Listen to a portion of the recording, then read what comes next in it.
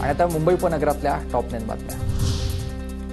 मुंबईकरांना new coastal रोडचं new year gift मिळणार आहे। जानेवारीच्या दुसऱ्या आठवड्यात अंतिम टप्प्यात सेवेत तर 95% काम पूर्ण।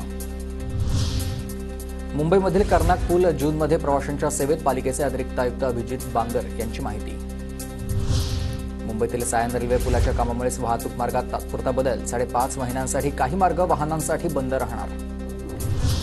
बेस्टच्या बस चालकांची सरप्राईज टेस्ट होणार आहे। भाडेतत्वावरील बसच्या काही चालकांकडून कामावर असतानाच मद्य खरेदी, सोशल मीडियावर व्हिडिओ व्हायरल झाल्यानंतर प्रशासन अलर्ट मोडवर आलंय।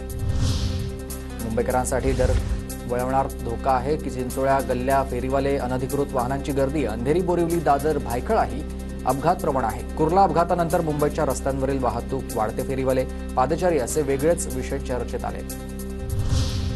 ठाणे शहरातील वाहतूक कोंडीची समस्या सोडवण्यासाठी IIT मुंबई मार्फत वाहतूक आराखड्याची फेरआखणी झाली आणि IIT मधील तज्ज्ञांकडून बदलत्या आव्हानांचा सविस्तर अभ्यास केला जाणार आहे।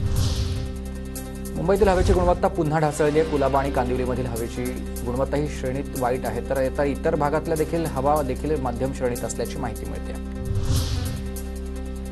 मुंबईत प्रदूषण नियंत्रणाचे नियम मोडणाऱ्या बांधकामांना पालिकेची नोटीस आहे। 457 बांधकामांना पालिकेकडून कारणे दाखवा नोटीस पाठवण्यात आली आहे। मुंबई महानगरपालिकेच्या नवीन पार्किंग धोरणाला रेड सिग्नल, राज्य सरकारच्या मंजुरी अभावी नियोजनाला खीळ।